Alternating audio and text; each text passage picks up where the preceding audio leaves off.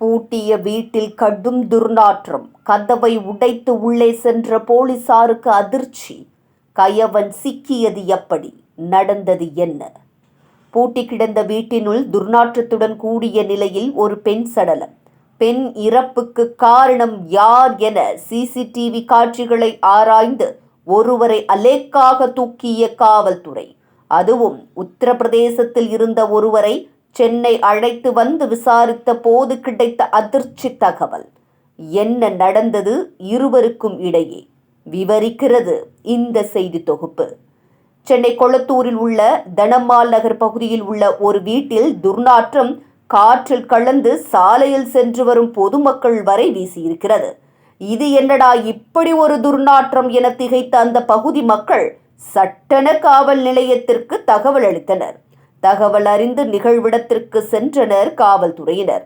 பூட்டி இருந்த வீட்டின் கதவை உடைத்து உள்ளே சென்ற போது போக முடியாதவாறு துர்நாற்றம் வீசியிருக்கிறது. அங்கு அழுகிய நிலையில் பெண் சடலத்தை கண்ட போலீசார் அந்த சடலத்தை கைப்பற்றி பிரேத பரிசோதனைக்காக மருத்துவமனைக்கு அனுப்பி வைத்தனர். பின்னர் இந்த சம்பவம் குறித்து வழக்கு பதிவு செய்த போலீசார் விசாரணையை முடுக்கிவிட்டனர். கடந்த 2 மாதங்களுக்கு முன் தம்பதிகள் என கூறி வீட்டை வாடகைக்கு எடுத்து தங்கியுள்ளனர். அப்போது இருவருக்கும் இடையே அவ்வப்போது தகராறு ஏற்பட்டுள்ளது.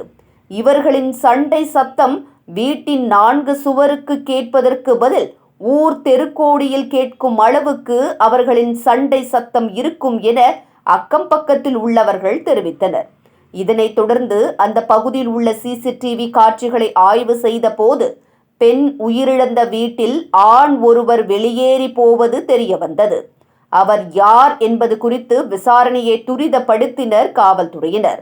விசாரணையில் அவர் அண்ணா நகரில் உள்ள இஸ்திரி கடையில் வேலை செய்யும் உத்தரப்பிரதேச மாநிலம் கான்பூரைச் சேர்ந்த மொய்தீன் அன்சாரி என்பது தெரிய வந்தது. பின்னர் அன்சாரியின் நடமாட்டத்தை சிசிடிவியின் மூலம் கண்காணித்தனர் காவல்துறையினர்.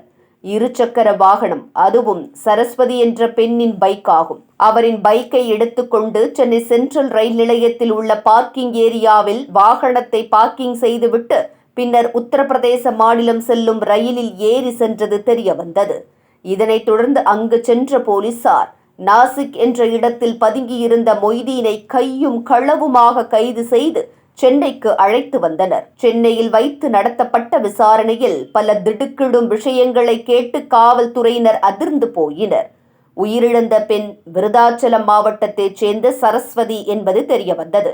கடந்த 16 ஆண்டுகளுக்கு முன்பு கணேசமூர்த்தி என்பவரை காதலித்து திருமணம் செய்து கொண்டுள்ளார். கணவருடன் ஏற்பட்ட குடும்ப சண்டை மற்றும் கருத்து வேறுபாடு காரணமாக ஒத்துப்போகாத நிலையில் கடந்த 2 மாதங்களுக்கு முன் தனமால் நகர் பகுதியில் வீடு எடுத்து மகன்கள் 2 தங்கி வசித்து வந்துள்ளார்.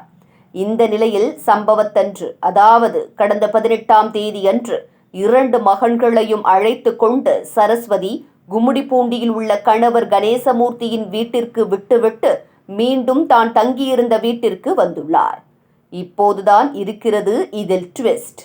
கடந்த 8 மாதங்களுக்கு மேலாக மொய்தீன் அன்சாரிக்கும் சரஸ்வதிக்கும் இடையே உறவுக்கு மீறிய பழக்கம் இருந்துள்ளது. இதனால் இருவரும் கணவன் மனைவி என கூறிக்கொண்டு வாடகைக்கு வீட்டை எடுத்து தங்கி குடும்பம் நடத்தி வந்துள்ளனர். மேலும் கணேசமூர்த்தியை அண்ணன் என்றும் இந்த குழந்தைகள் அவர்களின் குழந்தைகள் என அன்சாரியிடம் கூறியிருக்கிறார் சரஸ்வதி. இதனை நம்பிய அன்சாரி சம்பள பணம் அனைத்தும் குடும்பத்திற்கு கூட அனுப்பாமல் சரஸ்வதிக்கே செலவு செய்துள்ளார். ஒரு கட்டத்தில் சரஸ்வதியின் விஸ்வரூபம் அன்சாரியின் கவனத்திற்கு சென்றுள்ளது. இது தொடர்பாக இருவருக்கும் இடையே அடிக்கடி தகராறும் ஏற்பட்டிருக்கிறது. சம்பவத்தன்று இருவரும் மது அருந்தியுள்ளனர்.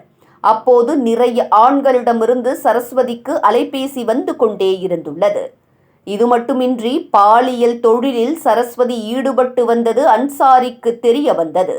இதனால் அதிர்ச்சி அடைந்தார் அன்சாரி. அப்போது நம்பி வந்த இந்த பெண் இவ்வளவு மோசமானவளா என்பதை அறிந்து கோபம் வந்திருக்கிறது அன்சாரிக்கு. பின்னர் ஆத்திரத்தில் சரஸ்வதியை சம்பவம் செய்துவிட்டு அவர் அணிந்திருந்த நகைகளை எடுத்துக்கொண்டு சரஸ்வதியின் பைக்கில் ரயில் நிலையம் சென்று சொந்த ஊருக்கு சென்றதாக அன்சாரி வாக்குமூலம் அளித்தார். இதனையடுத்து அவரை கைது செய்த போலீசார் அன்சாரியை சிறையில் அடைத்தனர்.